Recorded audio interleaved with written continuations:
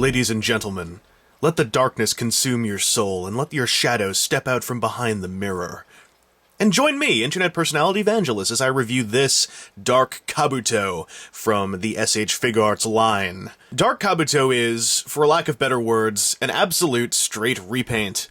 He is Kabuto, with a really neat, intricate circuitry design tempoed over black armor. He's got yellow eyes. Otherwise, he's Kabuto. This guy showed up late in the series, and I'm not going to tell you about his origins. All I'm going to say is I actually admit I kind of wish that there was a bit more something to it. He was a pretty enigmatic presence when he first showed up, and I'm glad that they made a figure art of him, at least to make some money back on the Kabuto mold. He's got the identical features and almost entirely identical accessories, the main difference being that the paint job on his kunai is bronze, and his kunai gun is just black and silver.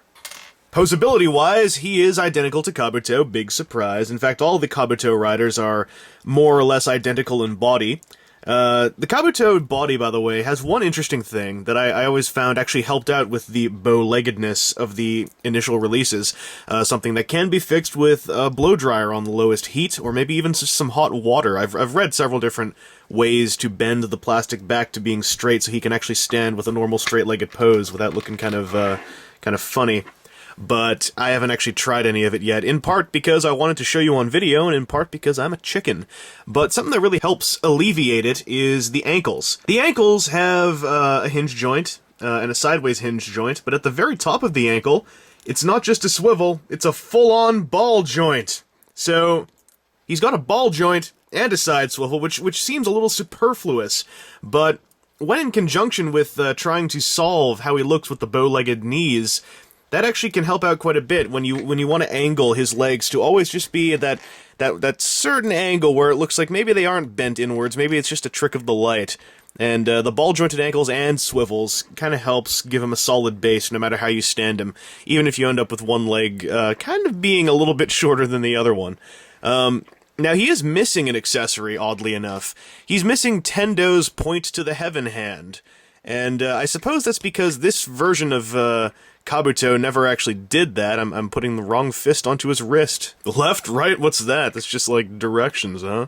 I know my own street address. But since he never did that pose, I'm guessing that Bandai thought for absolute accuracy, they just leave that hand out. And you know, that's to their credit. I mean, that means they didn't use part of the tooling, and I believe that TJ Omega pointed that out some months ago when he reviewed Dark Kabuto. So, really this dude is, I think a little bit easier to find than the regular Kabuto, and he is just as effective a toy. I mean, he's missing a hand. That's it. And he's got this neat circuitry design on his chest. The big problem with this guy is that, I don't think there are a lot of people who really like Dark Kabuto. I don't think there are a lot of folks who were really keen on getting a Dark Kabuto figure art, and I'm pretty sure there are actually a whole bunch of folks who don't even know who Dark Kabuto is. So, I mean, if you like black repaints, or you know, menacing repaints, this guy is definitely there.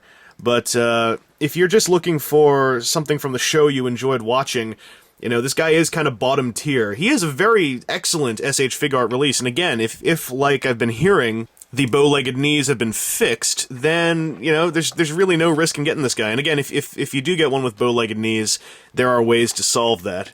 So, overall, I'd say, you know, he's mildly recommended. I actually, you know, I like him. I like the circuitry design. I had no problem wanting to pre-order this guy, but, you know, if you would prefer to get Kabuto, you know, he's gonna be a decent substitute, even if he lacks something of that enigmatic Tendo Soji presence. Anyway, this has been Internet Personality Vangelus with a quick look at the repaint of Kabuto known as Dark Kabuto.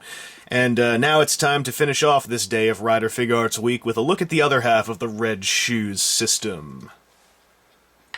Are you ready for the god of battle?